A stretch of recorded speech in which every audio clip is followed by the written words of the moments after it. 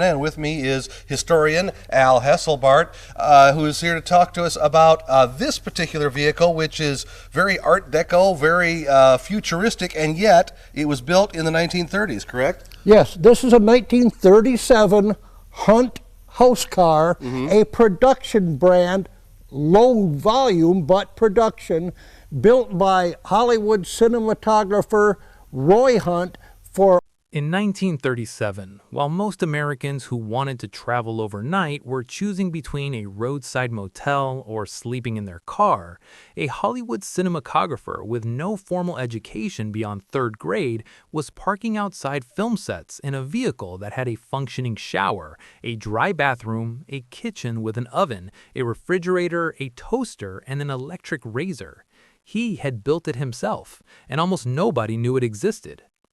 J. Roy Hunt was not an engineer. He was not an architect or designer by training. He was a self-made man who had clawed his way up from cameraman to cinematographer to director in the unforgiving world of Hollywood production, entirely through skill and relentless practical intelligence. In his spare time, he raced cars and motorcycles, and in the hours left over from that, he built mobile homes, not because anyone asked him to, because he needed one that actually worked. The 1937 Housecar of 1937 did not arrive without precedent.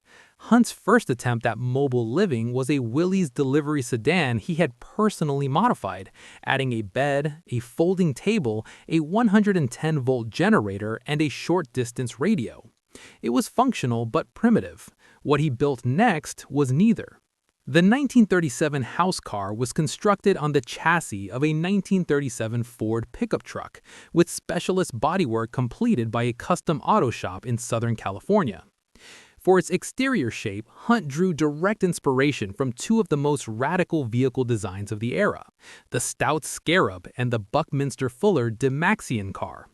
Both were aerodynamic, aircraft-influenced, and deeply unconventional. Hunt took those ideas and wrapped them in 16-gauge steel formed into a fuselage-type skin, producing a bubble-shaped body with a multi-panel windshield and flush-fitting hatch that looked less like a truck and more like something that should have wings. Aerodynamics in 1937 meant inspired by aviation, and Hunt leaned into that fully. At a time when most house cars were essentially wooden boxes on wheels, the Hunt Housecar had a coherent aerodynamic philosophy expressed in every curve of its steel body.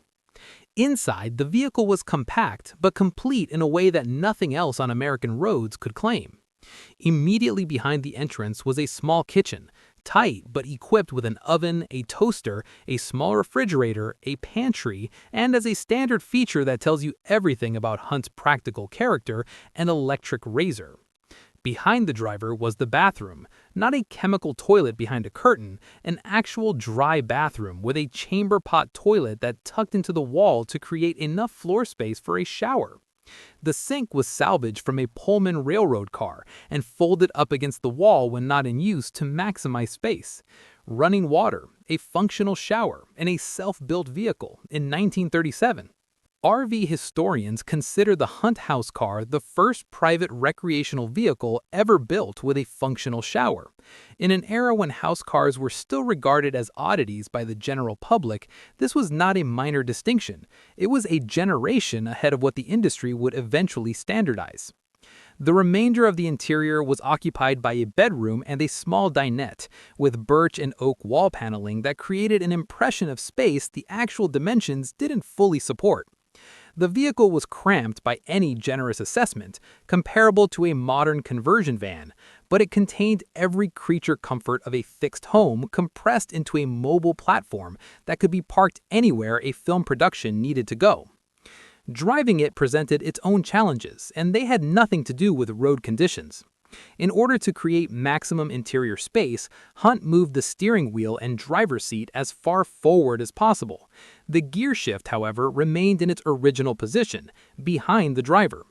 Changing gears required reaching backward while seated, an arrangement that the vehicle's own curator describes as an acrobatic feat. Hunt apparently considered this an acceptable compromise. The shower was non-negotiable. Hunt built an estimated 50 house cars over a 10-year period. The 1937 vehicle was the first and most famous. A later 1941 version pushed the concept even further, featuring an aluminum body and a two-cylinder steam engine mounted at the rear, an experimental approach that anticipated design directions the RV industry wouldn't seriously revisit for decades. Neither the Willys predecessor nor the 1941 successor exists today. The 1937 house car survived, but only barely. It was eventually found in a junkyard by David Woodworth, considered the world's foremost authority on historic recreational vehicles, where it had been abandoned after being converted into a hippie mobile at some point in its later life. Woodworth restored it and donated it to the Recreational Vehicle and Motorhome Hall of Fame Museum in Elkhart, Indiana, where it remains in what is described as impeccable condition.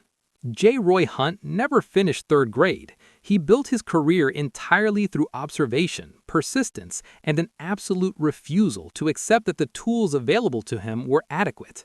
The 1937 house car is the physical expression of that philosophy.